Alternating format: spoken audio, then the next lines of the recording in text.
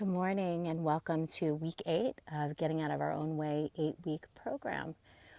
Whoa, so this is the last week and let's stop, close our eyes. Oh, take a nice deep breath, see where you are. I've got a lot of excitement in my body.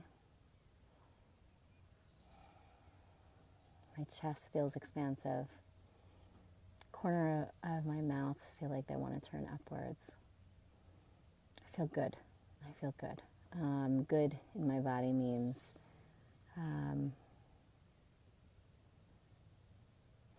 shoulders light and loose and unencumbered. So where are you? Okay. So I want to ask everybody to really pull their weight this week. If you have been a little bit of a slacker over the last couple weeks, no worries. Just pull it in. We're going to go back to some old material today. So let me tell you that a couple of maybe 45 minutes ago, I was going to bring nothing to week 8 because what was here, and I should have brought it anyway, but what was here was just utter discomfort and not an interest in living this life, wanting to live a different one.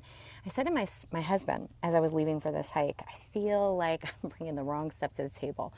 And he's like, what's that? And I was like, everything I don't want is what's right here, right now. I don't want this and I don't want this. I'm focusing on the wrong stuff. So with that said, I got in the car and I got out onto the trail. And I know we've said this before, you may not have a trail to go to. But even the city streets in Philadelphia offered me something. And even the subway, Joey, with stinky people around you can offer you something. We just have to see it differently, change our perception. So that's number one. Number two, I have realized something very clearly over the last couple of weeks, and that is how robotic a life that I've been living. No life in my life, because I've been trying so desperately to control how I feel. So it's really interesting that I am, 9 weeks pregnant, and for those of you that have been pregnant, the first trimester, there is so much sensation. There is insatiable hunger that is so deep and so uncomfortable, and repulsion and aches, new aches and pains, pulling, hormonal stuff. And so it really, really spotlights how often we try and get away from the things that are uncomfortable. And so it's no accident that I'm teaching at this point in time, because it's so highlighted for me. And so I want to share it with you. This robotic feeling that I was describing to you, this wanting to get away from where I live, reminded me that in doing so, in trying to control so much how we feel, we stop feeling what's really there, what's true, what's organic. And I was trying to control this feeling in my belly, or the amount of sleep that I got. And so in doing so, I have forgotten to actually breathe life into my life. There's so much calculating that's going on. And so going back to our original, 2-week program, the first day what we started with was what do we love? What makes us return home? What is true in here? And so I went on a hike with some girlfriends this weekend, and I was like, God, you guys, sometimes I don't even remember what I love. And she's like, Carolyn, dance. You love dance and you love to sing, and I love to hear music in my ears.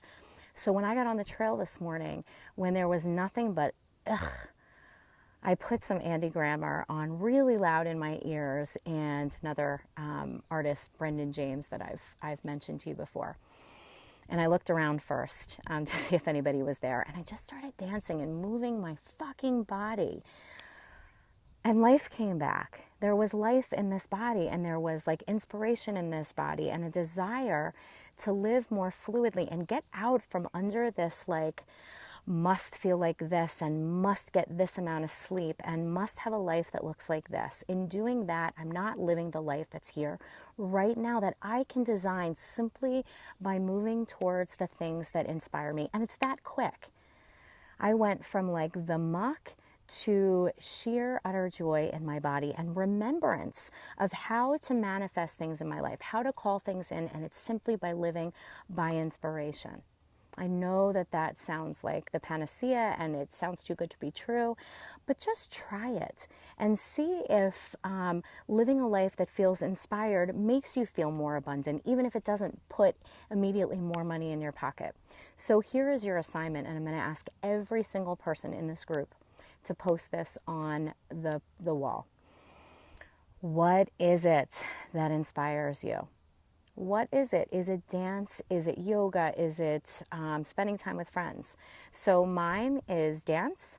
Mine is singing. Mine is music really loud in my ears. Mine is spending time with friends. And I'm going to put those on my calendar. And I'm going to do it for a full month. So I want everybody to create a calendar on their phone and then take a picture of it and post it to our Facebook page. Okay? And I also want you to write a few words. I want you on board with me. Okay? That's all I got for today. But I hope that this offered you something. If not, we'll find your something. And this is my something. So I am going to, I'm going to do it. I need to bring some life back in my life. All right, ladies. There you go. Have a great rest of your day.